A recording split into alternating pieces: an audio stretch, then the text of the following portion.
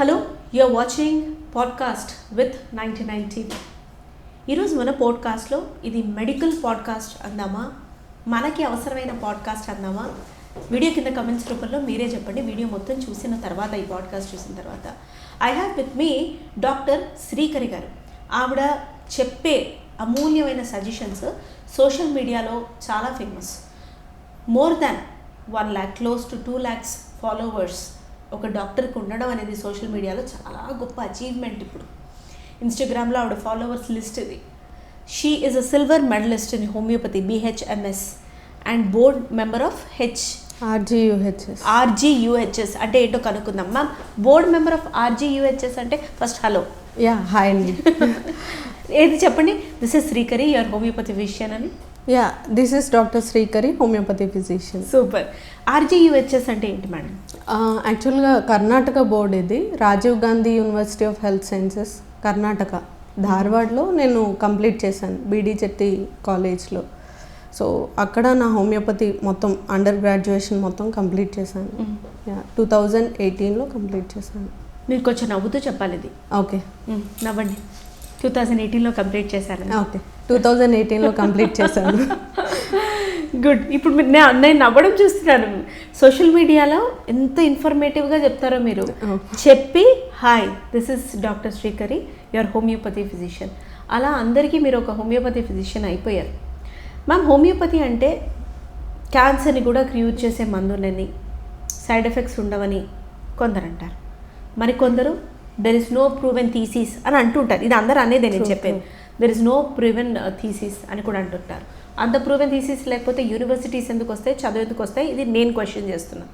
ఏది నమ్మమంటారు? ఆయుర్వేదమా, English medicines అంటూ ఉంటారు, అలోపతిని, దాన్నా, హోమియోపతినా? మీరేమంటారు? మీ దగ్గరికి ఇలాంటివి వస్తాయా క్వశ్చన్స్ అసలు? జనరల్గా ఇలాంటివే ఎక్కువగా వస్తాయి. సో హోమియోపతికి చాలా రకాల మిత్స్ ఉన్నాయి. అసలు ఫస్ట్ హోమియోపతి ప్రూవెన్ సైన్సా లేకపోతే కాదా అని చెప్పి చాలా డౌట్స్ అయితే ఉంటాయి. ఫస్ట్, హోమియోపతి అనేది ఆల్టర్నేటివ్ మెడిసిన్ అని అందాము. అండ్ దీనివల్ల ఏ రకమైన సైడ్ ఎఫెక్ట్స్ అయితే ఉండవు. ఇది ప్రూవెన్. ఎక్కడ ప్రూవెన్ అనే అడుగుతున్నారు. క్లినిక్స్లో, హాస్పిటల్స్లో, రిజల్ట్స్లో అన్ని రకాలుగా proven. And father of homeopathy చెప్పింది ఏంటంటే 3 థియరీస్ అనేవి చాలా ఇంపార్టెంట్. హోమియోపతి ఎలా ట్రీట్ చేస్తుంది అనే దానికి సైంటిఫిక్ ప్రూఫ్ అనమాట. First important thing, potentization. మేము వాడే పద్ధతి అంటే రకరకాల పొటెన్షియల్ ఉంటాయి, 30, 200 ఇలా డైల్యూషన్స్ ఉంటాయి, మదర్ టింక్చర్స్ ఉంటాయి. ఈ ఫామ్లో మనం క్యూర్ అనేది పేషెంట్స్కి ఇస్తున్నాం. Second thing, law of similars, అంటే లైక్ క్యూర్స్ లైక్ అని మా మోటో అనమాట. ఇప్పుడు ఫస్ట్ ఆఫ్ ఆల్ మనకి ఫీవర్ వచ్చింది అనుకోండి, అదర్ సిస్టమ్ ఆఫ్ మెడిసిన్లో ఏంటి, ఫీవర్ తగ్గడానికి ఇస్తాం. కానీ హోమియోపతిలో అయితే ఫీవర్ లైక్ సిమ్టమ్స్ ఉన్నవి మెడిసిన్గా ఇస్తూ ఉంటాం అనమాట. అంటే లైక్ ముళ్ళుని ముళ్ళుతోనే తీయాలి. సో హోమియోపతి మోటో ఎక్కడ పోయిందో అక్కడే వెతుక్కోవాలి, నథింగ్ బట్ అంతే. సో అలా చేస్తాం కాబట్టి రూట్ కాజ్ అనేది రిమూవ్ అవుతుంది. ఎప్పుడైతే రూట్ కాజ్ ఉంటుందో క్యూర్ అనేది ఉంటుంది. 100% అన్ని కేసెస్లో క్యూర్ ఉంటుందా అని అడిగితే కొన్ని స్కోప్స్, కొన్ని లిమిటేషన్స్ అనేవి ప్రతి సిస్టమ్ ఆఫ్ మెడిసిన్కి ఉంటాయి. కాబట్టి హోమియోపతికి కూడా కొన్ని లిమిటేషన్స్ ఉన్నాయి. ఏంటి అవి అని అంటే, ఫర్ ఎగ్జాంపుల్ ఎవరైనా పర్సన్ హార్ట్ అటాక్తో వచ్చారనుకోండి, హోమియోపతి వాళ్ళ దగ్గరకు వస్తే వాళ్ళు అప్పుడు ఏమీ చేయలేరు. వాళ్ళకి ఇమీడియట్గా మెడిసిన్ అనేది కావాలి, ఇమీడియట్ ట్రీట్మెంట్ జరగాలి. సో అలాంటప్పుడు వేరే అదర్ స్కోప్ ఆఫ్ ట్రీట్మెంట్స్ అనేవి ఉన్నాయి. కానీ ఇందులో ఏం ట్రీట్ చేయగలము అంటే chronic diseases, auto immune problems, చాలా auto immune problems like psoriasis అవ్వచ్చు, థైరాయిడ్ అవ్వచ్చు, వెటిలిగో కూడా. మ్యామ్, వెటిలిగో ట్రీటబులా? It is treatable, but correct way of symptoms collection అనేది చాలా ఇంపార్టెంట్. డాక్టర్ కూడా పర్ఫెక్ట్గా ఉండాలి, పేషెంట్ కూడా. కొన్ని రకాల సిమ్టమ్స్ హైడ్ చేస్తూ ఉంటారు. నాకు ఫుడ్ తీసుకునేప్పుడు చెమట ఎక్కువ వస్తుంది, ఇది ఒక సిమ్టమ్ అనుకుందాం. అది చెప్పడం వల్ల డాక్టర్కి ఏంటి బెనిఫిట్, నాకేంటి బెనిఫిట్? నేను విటిలిగోకి వచ్చాను. సో ఆ సిమ్టమ్ అనేది వాళ్ళకి ఇంపార్టెంట్ కాదు. అది చెప్పడం వల్ల వాళ్ళకి ఇంపార్టెంట్ ఏమీ ఉండదు అని వాళ్ళు అనుకుంటారు. కానీ మేము అన్ని సిమ్టమ్స్ని తీసుకుంటాం అన్నమాట. సో హోమియోపతి ఆల్టర్నేటివ్ మెడిసిన్ అనుకుందాం. నేను విన్నది కేసు ఒకటి చెప్తాను మ్యామ్. ఓకే. క్యాన్సర్ని కూడా క్యూర్ చేస్తుంది అని కొందరు నమ్మారు హోమియోపతిలో. ఒక 2-3 ఇయర్స్ ట్రీట్మెంట్ కూడా తీసుకున్నారు. మరి వెళ్ళిన డాక్టర్ మేబీ మీరు చెప్పినట్టు సిమ్టమ్స్ ఇగ్నోర్ చేసి ఉండొచ్చు, హైడ్ అంతో కానీ ఇగ్నోర్ చేసి ఉండొచ్చు ఏంటో, అది వర్సన్ అయిపోయి ఆవిడ లూజ్ అయ్యారు లైఫ్. మీరేమంటారు? క్యాన్సర్ లాంటి క్రానిక్ అన్నారే, మరి దీన్ని క్రానిక్ డిసీజ్ కిందకి పరిగణించవచ్చా? క్యాన్సర్ క్రానిక్ డిసీజ్ కింద పరిగణించవచ్చు, కానీ అందరు చేసే ఫస్ట్ థింగ్ ఏంటంటే అలోపతి వాడతారు, లేకపోతే యునాని, సిద్ధ, ఆయుర్వేద అన్నీ అయిపోయాక లాస్ట్కి దేవుడి దగ్గర తిరుపతి కూడా అయిపోయాక వచ్చేది హోమియోపతి. సో అంతా అయిపోయాక చాలా వర్స్ట్ అయిపోతుంది సిచ్యువేషన్, అంతా మొత్తం అంతా చెదిరిపోయినట్టు అయిపోతుంది. అది కొన్ని సిమ్టమ్స్ మెడిసిన్ వాడడం వల్ల వచ్చినవా లేకపోతే వాళ్ళకి క్రియేట్ అయినవా తెలుసుకోలేము. అంటే ఇమిటేట్ చేస్తూ ఉంటాయి కొన్ని సిమ్టమ్స్. సో మెడిసిన్ వల్ల వచ్చినవి ఇమిటేట్ చేస్తూ ఉంటాయి కాబట్టి అప్పుడు ఇబ్బంది అవుతుంది. హోమియోపతి కూడా ఏమీ చేయలేదు. అలాంటప్పుడు ట్రీట్మెంట్ అనేది చాలా స్లోగా జరుగుతుంది అనమాట. అందరూ ఇంకా హోమియోపతి స్లో, అదొక మిత్ కూడా ఉంది. ఇంకో మిత్ కూడా ఉంది మ్యామ్, హోమియోపతి వాడితే ఫస్ట్ ఎక్కువై తగ్గుతుందని, అవునా? అంటే కొన్నిసార్లు అగ్రవేషన్స్ అని అంటామన్నమాట. ఆ అగ్రవేషన్ ఏంటంటే సిమ్టమ్స్ హాఫ్ డే కానీ 1 or 2 days కానీ కొంచెం ఎక్కువ అవుతాయి. అంటే సేమ్ సిమ్టమ్స్ ప్రొడ్యూస్ చేస్తుంది మెడిసిన్, లైక్ కదా. సో సేమ్ సిమ్టమ్స్ ప్రొడ్యూస్ చేసినప్పుడు కొంతమంది టూ మచ్ సెన్సిటివ్ ఉంటారు. ఆ సెన్సిటివ్గా ఉన్న వాళ్ళల్లో మాత్రమే ఇలాంటి అగ్రవేషన్స్ చూస్తాం. అది కూడా half day or 1 day, mostly 2 days, అంతకన్నా ఏమీ ఉండదు. ప్రతి పర్సన్లో ఇది ఏమీ డిమాండింగ్గా ఏమీ ఉండదు. అందరిలోనూ ఎక్కువగా అయిపోవడము, కండిషన్ వర్స్ అయిపోవడం, తగ్గడం అలా ఉండదు, నార్మల్గా కూడా ఉంటుంది. కొంతమంది ఓవర్ సెన్సిటివ్ పేషెంట్స్ అని అంటాం మేము. వాళ్ళు రియాక్ట్ అవుతారు, కొంచెం రియాక్ట్ అయినప్పుడు కండిషన్ కొంచెం అగ్రవేట్ అవుతుంది. అలా ఇప్పటిదాకా మీకు వచ్చిన పేషెంట్స్లో కొన్ని నటోరియస్ ఉంటాయి హెల్త్కి సంబంధించి, దాన్ని ట్రీట్ చేయడం టాస్కే. అట్లాంటి ఎక్స్పీరియన్స్ ఏవైనా 1-2 మాతో షేర్ చేసుకుంటారా? అంటే మీ మీనింగ్ ఏంటి? అంటే అది ట్రీటబుల్ కాదు, ఆర్ ఎల్స్ దానికి క్యూర్ లేదు, you have to manage. When I say auto immune disease like psoriasis or vitiligo, types of psoriasis 1400 రకాలకు పైన ఉంటుందంటారు, అవునా? అవును. సో అలా ఉన్నప్పుడు మీ దాకా వచ్చిన కేసెస్, అది పిల్లలు అవని పెద్దవాళ్ళు అవని, ట్రీటబుల్ కాదని హోప్స్ వదిలేసుకున్న కేసెస్ మీరు ట్రీట్ చేసిన సందర్భాలు? Lot of psoriasis patients. అవునా? సోరియాసిస్ అంటే నాకు చాలా ధైర్యం ఎక్కువ, నేను ఖచ్చితంగా వాటిని నేను చేయగలను అనే ధైర్యం ఎక్కువ. అండ్ చాలా సోరియాసిస్ కేసులు కూడా చూశాను. వాళ్ళు ఏంటంటే జస్ట్ మేము మేనేజ్ చేసుకోవడం కోసం మీ దగ్గరకు వచ్చాము అని మాట్లాడిన వాళ్ళు కూడా ఉన్నారు. వాళ్ళు తర్వాత టోటల్గా వాళ్ళకి 0 అయిపోయింది. ఇప్పటివరకు వాళ్ళకి మళ్ళీ రాలే. అరౌండ్ 3 to 4 years అయ్యి ఉండొచ్చు. అచ్చా, మీ దగ్గర 3 to 4 years మెడికేషన్ తీసుకుంటే 0 అయిపోయి మళ్ళీ రాలేదు. వాళ్ళు ఎప్పటి నుంచి సఫర్ అవుతున్నారు దానివల్ల? వాళ్ళు 15 to 20 years స్పాన్ నుంచి సఫర్ అవుతున్న వాళ్ళు మన దగ్గర ట్రీట్మెంట్ తీసుకున్న తర్వాత ఈజీగా వాళ్ళు రికవర్ అయ్యారు. అంటే ఒక 8 months అయితే పట్టింది ఒకళ్ళకి. అలా చెప్పలేము, డిపెండ్స్ అపాన్ దేర్ ఇండివిజువాలిటీ, అంతే. ఓకే మ్యామ్, ఈ ఆటో ఇమ్యూన్ డిసీజెస్ అనేవి స్ట్రెస్ వల్ల వస్తుంది అని అంటారు. అంటే సప్రెస్డ్ యాంగర్, యాంగ్విష్, యాంగ్జైటీ, అంటే ఇది మన బాడీకి మనకే అగెయిన్స్ట్గా ఫైట్ చేస్తుందా ఏంటి? What is this? ఎందుకంటే ఇప్పుడు సెలబ్స్ దగ్గర నుంచి హైఫై సోషలైట్స్ వరకు ఈ ఆటో ఇమ్యూన్ డిజార్డర్ అనేది మనం వింటూనే ఉన్నాం. What it is ma'am? ఇది ఎప్పుడైతే ఇది మన జీన్లో ప్రాబ్లం, జెనెటికల్ ప్రాబ్లం అని చెప్పొచ్చు. పుట్టకనిచ్చే సమస్య. కొన్నిసార్లు మనం చుట్టూ ఉన్న ఎన్విరాన్మెంట్ వల్ల, మనం తీసుకునే స్ట్రెస్ వల్ల అవ్వచ్చు, లేకపోతే ఫుడ్ హ్యాబిట్స్, లైఫ్ స్టైల్, వీటి వల్ల కూడా అవ్వచ్చు ఇలాంటి ప్రాబ్లమ్స్. ఆటో ఇమ్యూన్ అంటే ఇమ్యూనిటీ ఎప్పుడైతే సప్రెస్ అవుతుందో అప్పుడు బయటపడతాయి అన్నమాట. ఏ సందర్భాల్లో సప్రెస్ అవుతుంది? అంటే ఫర్ ఎగ్జాంపుల్ సోరియాసిస్ అనుకుందాం. కొంతమందికి హై ఆల్టిట్యూడ్కి వెళ్ళినప్పుడు ఈ సోరియాసిస్ అనేది బయటపడుతుంది. High altitude I don't get it. అంటే కూల్ అట్మాస్ఫియర్ ఉన్నప్పుడు, కూల్ క్లైమేట్స్ ఉన్నప్పుడు, ఎక్స్ట్రీమ్ హై, ఇప్పుడు హిమాలయాస్ ఇలాంటి కొన్ని కులు మనాలి ఇలాంటి ప్లేసెస్ ఉన్నాయి కదా, వాళ్ళు ఇప్పటివరకు వెళ్ళలేదు, ఇప్పుడు వెళ్ళారు, వాళ్ళకి ఈ ఆటో ఇమ్యూన్ బయటపడింది. సో అలాంటివి కూడా, అలాంటి అగ్రెషన్స్ ఉంటాయన్నమాట. అలాంటి టైంలో ఇలా ఆటో ఇమ్యూన్స్ అనేవి బయటపడతాయి. ఆటిజం ఫర్ ఎగ్జాంపుల్, ఆటిజం కూడా ఆటో ఇమ్యూనే. సారీ మ్యామ్, నాకు ఇప్పటి వరకు తెలియదు. Yeah. దాన్ని స్పెక్ట్రమ్ అనడంగా చూశాను, డిజార్డర్ అనడంగా చూసాము. ఇట్ ఈస్ ఆటో ఇమ్యూనా? ఆటో ఇమ్యూన్ ప్రాబ్లం అది. Please explain ma'am. అసలు ఆటిజం అంటే న్యూరో డెవలప్మెంటల్ ప్రాబ్లం అని అంటాం. ఇది ఎప్పుడు వస్తుంది అంటే జీన్లోనే వస్తుంది.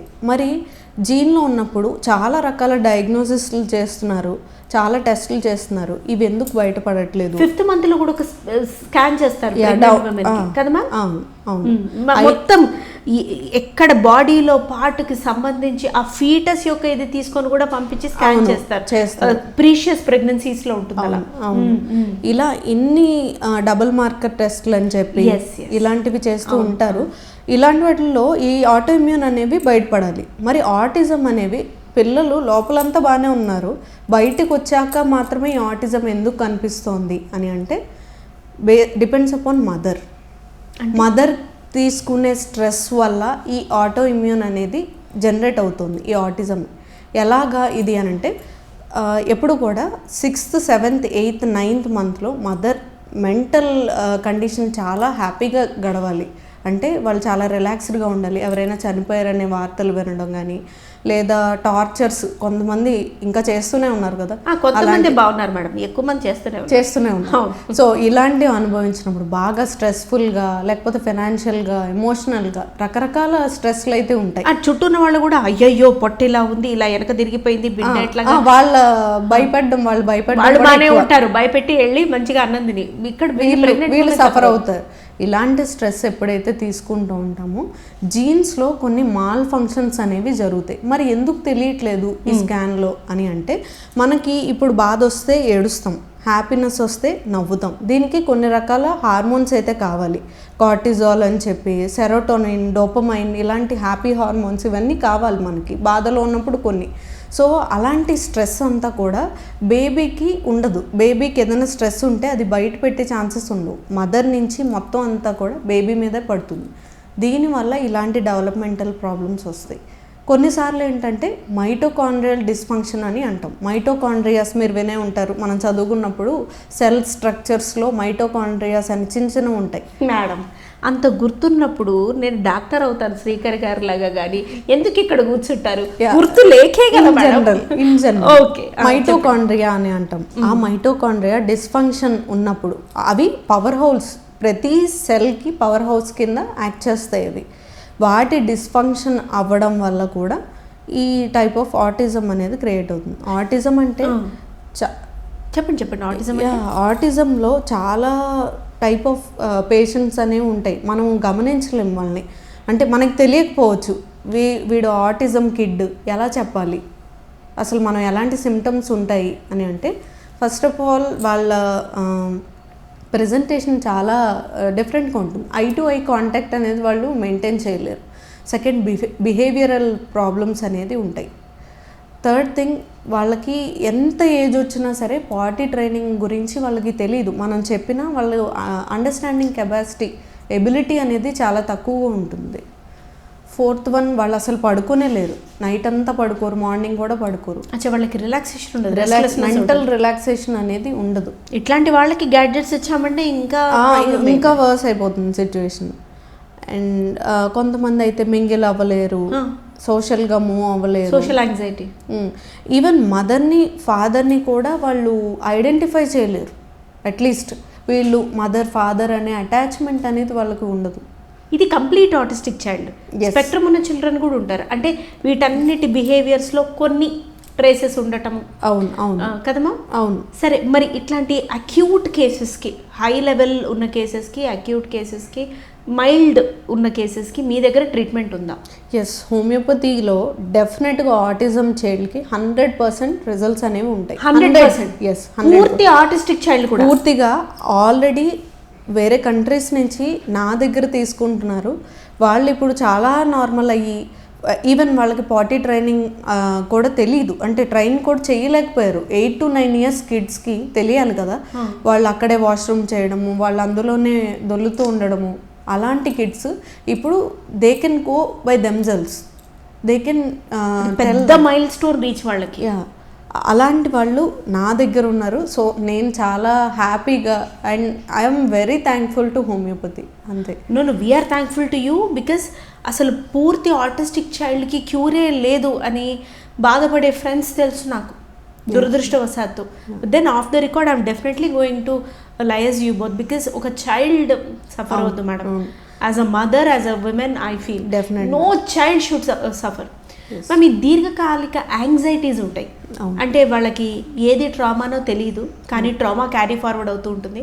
తెలియని ఏజ్లో పేరెంట్స్ వల్లనో సొసైటీ వల్లనో అవుతుంది. ఈ అబ్యూస్ జరిగిన కేసెస్లో కూడా చాలా భయాలు ఉంటాయి మేడం. 3 మూవీ ఎందుకు వన్ ఆఫ్ ది ఎగ్జాంపుల్. అంటే ఒకలాంటి ఎన్నో భయాలు, అంటే చీకట్లో ఎవరో ఉన్నారనో, లేకపోతే ఇది చేస్తే నాకు ఇది అయిపోతుందనో, చెప్పలేని తనము, మాట మాట్లాడలేని తనము, ఒక వాల్యూమ్కి మించి డిస్కషన్ తీసుకోలేని తనము, వీటన్నిటికీ కూడా ఐడెంటిఫై చేస్తే హోమియోపతిలో ట్రీట్మెంట్ ఉంటుంది. ఎస్ డెఫినెట్గా అండి. ఎందుకు అని అంటే కూడా చెప్తాను. ఎందుకు ఉంది మీరు ఆటిజంకైనా, యాంగ్జైటీ, డిప్రెషన్కైనా ఎందుకు ఉంది అని అంటే, మేము మెంటల్ సిమ్టమ్స్ అనేవి పర్టిక్యులర్గా తీసుకుంటాం. మేము పేషెంట్తో గంటలు మాట్లాడేస్తూ ఉంటాం. 40-45 మినిట్స్ మా కేస్ టేకింగ్కే పడుతుంది. ఎందుకు అని అంటే మెంటల్ సిమ్టమ్స్ అన్నీ కూడా తీసుకుంటాం. కొన్ని భయాలు మీరు చెప్పినట్టు, రోడ్డు క్రాస్ చేయడానికి భయము, ఎవరో ఉన్నారనే భయము, ఏదో సౌండ్స్ అవుతున్నట్టు భయం, ఎత్తు నుంచి చూస్తే భయం, పైనుంచి పడిపోతున్నట్టు, ఎవరో తోసేస్తున్నట్టు, నిద్రలో ఉలిక్కి పడడము, ఇలాంటి ఫీల్స్, లేకపోతే డ్రీమ్స్ కూడా ఈవెన్ మేము తీసుకుంటాం. ప్రతి డ్రీమ్కి ఒక రెమెడీ అనేది పర్టిక్యులర్గా ఉంది. So person as a whole అని చెప్పొచ్చు అనమాట. We will not treat diseases, we will treat diseases with man. మ్యాన్తో ఉన్న డిసీజ్ని మేము ట్రీట్ చేస్తున్నాం. కానీ అంటే ఇప్పుడు ఒక పర్సన్కి ఏదో థైరాయిడ్ ప్రాబ్లం ఉంది, మేము థైరాయిడ్కి ఇవ్వము. పేషెంట్ సిమ్టమ్స్ అన్నిటినీ కలిపి పేషెంట్కి మెడిసిన్ ఇస్తాం, థైరాయిడ్కి ఇవ్వము. పేషెంట్ థైరాయిడ్ ఒకటి, లివర్ ఒకటి, డయాబెటీస్ ఒకటి, ఇలా కాదు, పర్సన్ యాజ్ ఏ హోల్ కింద తీసుకుంటాం. కాబట్టి హోలిస్టిక్ రెమెడీ అనేది ఉంటుంది, ఇండివిజువలైజేషన్ చేస్తాం. కాబట్టి ఫర్ ఎగ్జాంపుల్ ఇప్పుడు మన ఇద్దరికి ఫీవర్ ఉంది, మీకు నాకు డోలో ఇస్తారు. అలా హోమియోపతిలో ఉండదు. మీకు ఆర్సెనిక్ అల్బ్ అని రావచ్చు, నాకు రస్టాక్స్ అని రావచ్చు. చాలా వే ఆఫ్ ట్రీట్మెంట్ చాలా different. Even every body is different, every person is different, every individual is different. Even twins అయినా సరే. Okay ma'am, having said that, ఈ I was about to ask you this also. హోమియోపతిలో adenoids అంటే చిన్నపిల్లలకి వస్తుంది, surgery చేయాలంటారు. Adenoids అనో, tonsils అనో, ఈ వాదన కూడా వినిపిస్తుంది. అది మనందరిలో ఉండేవి, ప్రతి ఒక్కరిలో టాన్సిల్స్ అంటూ ఉంటాయి. అది తీసేస్తే వాళ్ళు హరాయించుకోలేరు, తర్వాత చిన్న ఇన్ఫెక్షన్స్ బారిన కూడా పడతారని అంటారు. మీరేమంటారు? హోమియోపతిలో పిల్లల్లో వచ్చేవే ఇవి, సీజనల్ చేంజే కావచ్చు, వాళ్ళు తినే ఫుడ్ హ్యాబిట్స్ వల్ల కావచ్చు, ఫ్రీక్వెంట్గా ఎప్పుడు ముక్కులు కారుతూనే ఉంటాయి. ఇది పెద్ద సమస్య, వాళ్ళు పాపం తినలేరు. మీరు హోమియోపతిలో క్యూర్ ఉందంటారా ఇట్లాంటి ఇష్యూస్కి? యా, ఇది ఎక్కువ చెప్తున్నాను ఏమో నాకు తెలియదు, కానీ ఎవ్రీడే 2 కేసెస్ నాకు ఈ ఎడినాయిడ్స్ ఉంటాయి. 2 కేసెస్, అట్లీస్ట్ 2 or 1. ఓకే.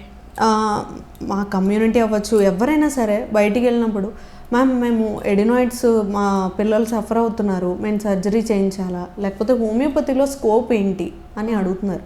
అసలు ఫస్ట్ ఈ ఎడినాయిడ్స్ అంటే ఏంటి, ఎడినాయిడ్స్ తీసేస్తే వచ్చే కంప్లైంట్ ఏంటి అంటే, ఎడినాయిడ్స్ అనేవి స్మాల్ టిష్యూస్ అనమాట, ప్యాచ్ లాగా ఉండే టిష్యూస్. నోస్ పక్కన లోపల, నోస్ లోపల పక్కన ఉంటాయి, థ్రోట్ పైన ఉంటాయి అన్నమాట. ఇవి ఇమ్యూనిటీ ఫిల్టర్స్ అని అంటాం. మన ఇమ్యూనిటీకి ఫిల్టర్ లాగా ఉంటాయి, అడ్డుగోడల్లాగా. ఎడినాయిడ్స్ నోస్లో ఉంటాయి, ఇలాగే టాన్సిల్స్ సైడ్ వైస్లో ఉంటాయి, అవి కనిపిస్తాయి. ఎడినాయిడ్స్ అనేవి కనిపించవు, కానీ పర్సన్ అనేది చాలా ఎక్కువగా సఫర్ అవుతూ ఉన్నారు. కిడ్స్ చాలా ఎక్కువగా సఫర్ అవుతారు.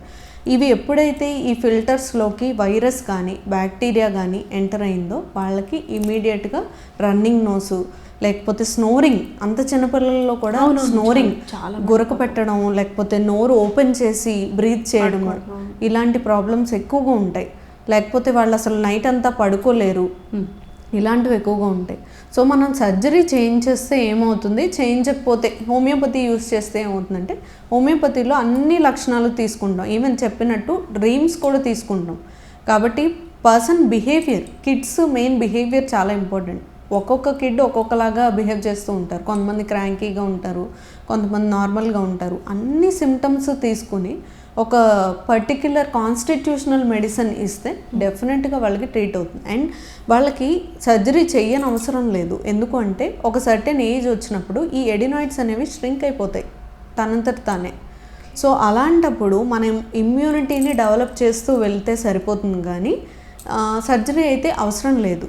హోమియోపతిలో డెఫినెట్గా ట్రీట్మెంట్ ఉంది. ఎవరికైనా హోమియోపతి మెడిసిన్ కావాలంటే మంచి డాక్టర్ని కన్సల్ట్ చేస్తే సరిపోతుంది. అండ్ లైఫ్ గారినే కన్సల్ట్ చేస్తే సరిపోతుంది. డెఫినెట్గా చందానగర్లో వారు త్వరలో ఇప్పటికీ ఆన్లైన్ కన్సల్టేషన్స్ ఇస్తున్నారు, కానీ చందానగర్లో త్వరలో ఒక బ్రాంచ్ కూడా ఓపెన్ చేస్తున్నారు డైరెక్ట్ కన్సల్టేషన్స్ కోసం. సో ఆయా వివరాలని వారి సోషల్ మీడియా ద్వారా, doctor Srikari social media page ఇన్స్టాగ్రామ్లో ఉంటుంది, దాని ద్వారా మీరు ఎప్పుడు ఎక్కడ వాళ్ళు ఓపెన్ చేస్తున్నారు ఆ బ్రాంచ్ అని తెలుసుకోవచ్చు. బికాస్ ఇంత నాలెడ్జ్ ఉన్నప్పుడు డెఫినెట్లీ వచ్చి ముందుకొచ్చి చెప్తున్నప్పుడు వ్యాలిడ్ సర్టిఫికేట్స్, మనకి ఎప్పుడు ప్రూఫ్స్ కావాలి. వ్యాలిడ్ సర్టిఫికేట్స్ కొన్ని ఉన్నప్పుడు మనం ట్రస్ట్ చేయాలి. నమ్మకమే, ఏ మందు వేసుకున్నా కూడా ఆ నమ్మకమే తగ్గిస్తుంది. మేడం, హ్యావింగ్ సెడ్ దాట్, చిన్నపిల్లల్లో ఆటిజం ఓకే, స్పెక్ట్రమ్ ఓకే, కొంచెం హైపర్ యాక్టివ్నెస్ ఉంటుంది. ఒక 4th, 5th క్లాస్కి వచ్చిన తర్వాత కూడా పాపం వాళ్ళు చేయాలనుకున్న కాన్సన్ట్రేషన్ చేయలేరు, ఆ రెస్ట్లెస్నెస్ ఉంటుంది. సరే, దానికి స్పెక్ట్రమ్ అంటామా ఇంకేదైనా అంటాం. అట్లా కాస్త స్థిరంగా పిల్లలుండి వాళ్ళ ఎనర్జీస్ బ్యాలెన్స్ అయ్యే విధంగా కూడా మందులు ఉంటాయా? ఎస్, డెఫినెట్గా ఉంటాయండి. వాళ్ళు హైపర్ యాక్టివ్గా ఉన్నారు అంటే ఫిజికల్గా రెస్ట్లెస్గా ఉన్నారా, మెంటల్గా రెస్ట్లెస్గా ఉన్నారా, అన్ని రకాలుగాను చూస్తాము. దానికి కూడా మెడికేషన్ ఉంటుంది. దానివల్ల ఏ రకమైన సైడ్ ఎఫెక్ట్స్ ఉండవు. మళ్ళీ బ్రెయిన్ మీద పని చేయడము ఇలా ఏమీ ఉండదు. అండ్ మేము మోటివేషన్ కూడా చేస్తూ ఉంటాం. లైఫ్ కోచ్ లాగా ఇలా ఉండాలి, ఇలా ఉండకూడదు అనేది మోటివేషన్ కూడా ఉంటుంది. సో ఇది ఫిలాసఫికల్గా కూడా వర్కౌట్ అవుతుంది. అండ్ దానికి కూడా మెడికేషన్ ఉంటాయి. ఓకే. కోవిడ్ వచ్చినప్పుడు మ్యామ్ చాలామంది పేరు మోసిన homeopathy doctors, this is what, దాన్ని ఫైట్ చేయడానికి మనకి ఇమ్యూనిటీ పెరగాలి. సో ఇమ్యూనిటీ పెంచేందుకు కోవిడ్కి సంబంధించి హోమియోపతి మందులు ఇచ్చినవి కూడా ఉన్నాయి. మీరు బిలీవ్ చేస్తారా దీన్ని? యా, డెఫినెట్గా. నేను కూడా మెడిసిన్స్ అనేవి ఇచ్చాను. ప్రివెన్షన్ కోసం చాలా మందికి మెడిసిన్స్ అనేవి ఇచ్చాము. అండ్ ఇలాంటి పాండమిక్ డిసీజెస్లో ఈవెన్ ఇప్పుడు కాదట, 200 years back World War II ఆ టైంలో కూడా మెడికేషన్స్ అనేవి ఇచ్చారు. హోమియోపతి మెడిసిన్ తీసుకున్నారు World War II టైంలో. సో ప్రివెన్షన్ అనేది, ప్రొఫిలాక్సిస్ అనేది డెఫినెట్గా ఉంది. ఈ వ్యాక్సినేషన్ ఎలాగో అలాగే ప్రివెన్షన్ అనేది హోమియోపతిలో డెఫినెట్గా ఉంది. ఫర్ ఎగ్జాంపుల్ కొన్ని రకాల మందులు అయితే ఇస్తూ ఉంటాం. అప్పట్లో అయితే ఆర్సెనిక్ కల్బ్ అని చెప్పి జనరల్గా అందరిలో ఇమ్యూనిటీ పెరగడం కోసం according to age groups power అనేది వేరీ చేసి ఇస్తూ ఉన్నాం. సో అలా ఇచ్చాము. ఎవరికైనా రిపీటెడ్గా ఇన్ఫెక్షన్స్ వస్తున్నాయంటే ఇప్పటికీ ప్రెగ్నెంట్ విమెన్కి కూడా ఇస్తూ ఉంటాం అన్నమాట ప్రివెన్షన్స్. అంటే రిపీటెడ్ ఇన్ఫెక్షన్ వచ్చేవాళ్ళు క్యాల్కేరియా కార్బ్ అని చెప్పి, సిలీషియా అని చెప్పి, తూజా, ఇలా కొన్ని సెపరేట్ మెడిసిన్స్ అనేవి ఈ పాండమిక్ టైంలో డెఫినెట్గా వర్క్ అయ్యాయి. ఈవెన్ నేను కూడా సఫర్ అవ్వలేదు by God's grace. Very nice. Pregnant women అన్నారు. It lead me to this question, postpartum depression అసలు అది ఉందా? ఉంటే హోమియోపతిలో క్యూర్ ఉందా? యా, డెఫినెట్గా ఉందండి. పోస్ట్ పార్టంలో మన హార్మోన్స్ అన్నీ కూడా ప్రెగ్నెన్సీకి ముందు ఒకలా ఉంటాయి, ప్రెగ్నెన్సీ టైంలో ఒకలాగా ఉంటాయి. ఫర్ ఎగ్జాంపుల్ ప్రొజెస్ట్రాన్ అనేది చాలా ఎక్కువ ఉంటుంది ప్రెగ్నెన్సీ టైంలో. దీనివల్ల మనకి చాలా రకాల క్రేవింగ్స్ ఇవన్నీ ఉంటాయి కదా. హెచ్సిజీ, ఈ హార్మోన్స్ వల్ల క్రేవింగ్స్ అనేవి ఉంటాయి. మన బ్రెయిన్ని రకరకాలుగా వర్క్ చేయిస్తూ ఉంటుంది ఈ హార్మోన్ అనేది. సో అదైపోయిన తర్వాత మళ్ళీ పోస్ట్ పార్టమ్ టైంలో చాలా రకాల బాగా డిప్రెస్డ్గా ఫీల్ అవ్వడం, ఏదైనా చిన్న మాట తీసుకోలేకపోవడము, లేకపోతే చాలా రకాల పర్సన్స్ ఉంటారు, ఇలా చేయకూడదు, కిడ్స్ని ఇలా పెంచకూడదు. Thank you so much ma'am. దీనిపై మరిన్ని వివరాలు మీతో మాట్లాడి త్వరలోనే ఇంకొక ఎపిసోడ్లో తెలుసుకుందాం. Thank you madam. Thank you అండి.